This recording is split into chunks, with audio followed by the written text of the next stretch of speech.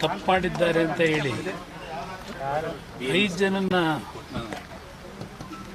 Suspend ಮಾಡಿದಂಥದ್ದೇನಿದೆ ಆ ತರಾತುರಿನಲ್ಲಿ ಅದು ಅವಶ್ಯಕತೆ ಇರಲಿಲ್ಲ. ಯಾಕೆಂದರೆ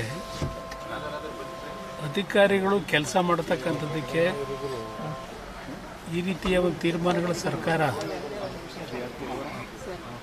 ಅವರ ತಪ್ಪುಗಳನ್ನು ಅವರು ತೆಗೆದುಕೊಂಡಂಥ ನಿರ್ಧಾರದಿಂದ ಆದಂಥ ಈ ಅಹಿತಕರ ಘಟನೆಗಳನ್ನು ಆ ಅಧಿಕಾರಿಗಳ ತಲೆದಂಡ ತರ್ತಕ್ಕಂಥದ್ದು